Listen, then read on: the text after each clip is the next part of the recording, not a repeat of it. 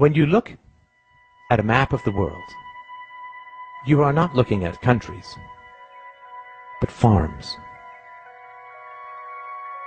You are allowed certain liberties, limited property ownership, movement rights, freedom of association and occupation, not because your government approves of these rights in principle, since it constantly violates them, but rather because free-range livestock is so much cheaper to own and so much more productive.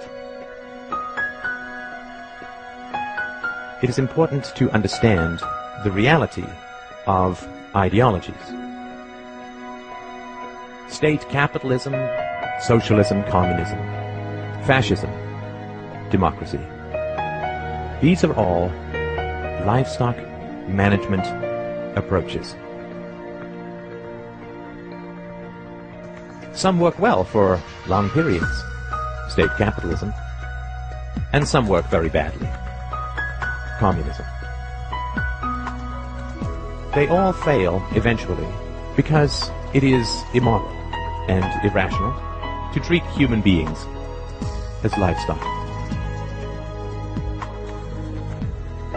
The recent growth of freedom in China, India, and Asia is occurring because the local state farmers have upgraded their livestock management practices. They have recognized that putting the cows in a larger stall provides the rulers more milk and meat. Rulers have also recognized that if they prevent you from fleeing the farm, you will become depressed, inert, and unproductive. A serf is the most productive when he imagines he is free. Thus, your rulers must provide you the illusion of freedom in order to harvest you most effectively. Thus, you are allowed to leave, but never to real freedom, only to another farm, because the whole world is a farm. They will prevent you from taking a lot of money. They will bury you in endless paperwork. They will restrict your right to work, but you are, quote, free to leave. Due to these difficulties, very few people do leave, but the illusion of mobility is maintained. If only 1 out of 1,000 cows escapes, but the illusion of escaping significantly raises the productivity for the remaining 999, it remains a net gain for the farmer. You are also kept on the farm through licensing. The most productive livestock are the professionals. So the rulers fit them with an electronic dog collar called a license, which only allows them to practice their trade on their own farm. To further create the illusion of freedom, in certain farms the livestock are allowed to choose between a few farmers that the investors present. At best, they are given minor choices in how they are managed. They are never given the choice to shut down the farm and be truly free.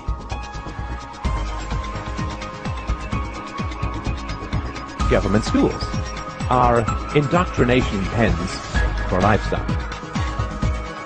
They train children to, quote, love the farm and to fear true freedom and independence, and to attack anyone who questions the brutal reality of human ownership. Furthermore, they create jobs for the intellectuals that state propaganda so relies on. The ridiculous contradictions of statism, like religion, can only be sustained through endless propaganda inflicted upon helpless children. The idea that democracy and some sort of social contract justifies the brutal exercise of violent power over billions is patently ridiculous. If you say to a slave that his ancestors, quote, chose slavery, and therefore he is bound by their decisions, he will simply say, if slavery is a choice, then I choose not to be a slave. This is the most frightening statement for the ruling classes, which is why they train their slaves to attack anyone who dares speak it. Statism is not a philosophy. Statism does not originate from historical evidence or rational principles. Statism is an ex post facto justification for human ownership. Statism is an excuse for violence. Statism is an ideology, and all ideologies are variations on human livestock management practices. You didn't think it was going to be that easy, did A you? religion is pimped out superstition, designed to drug children with fears that they will endlessly pay to have, quote, alleviated. Nationalism is pimped out bigotry, designed to provoke a Stockholm syndrome in the livestock. The opposite of superstition is not another superstition, but the truth. The opposite of ideology is not a different ideology, but clear evidence and rational principles. The opposite of superstition and ideology, of statism, is philosophy. Reason and courage will set us free. You do not have to be livestock. Take the red pill. Wake up.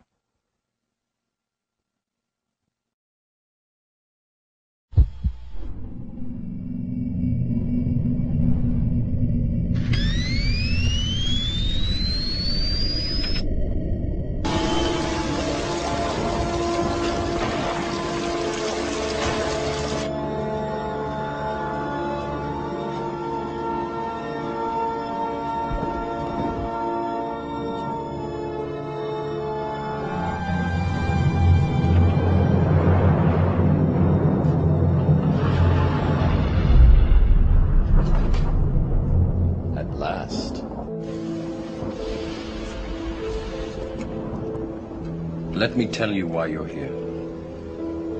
You're here because you know something. What you know you can't explain, but you feel it.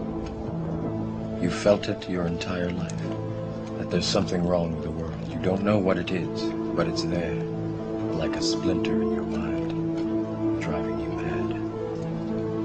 It is this feeling that has brought you to me.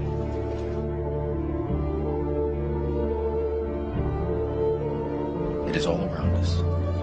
Even now, in this very room, you can see it when you look out your window or when you turn on your television.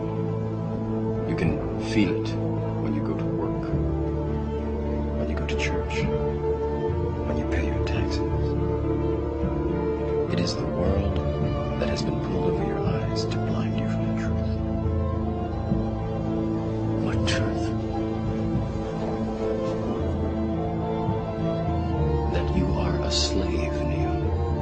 Like everyone else, you were born into bondage, born into a prison that you cannot smell, or taste, or touch. Prison for your mind.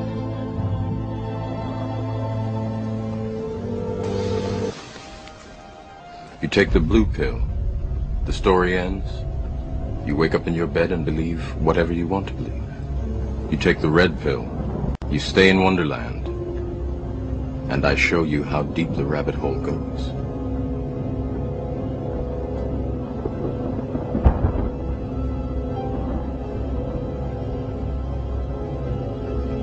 Remember, All I'm offering is the truth, nothing more.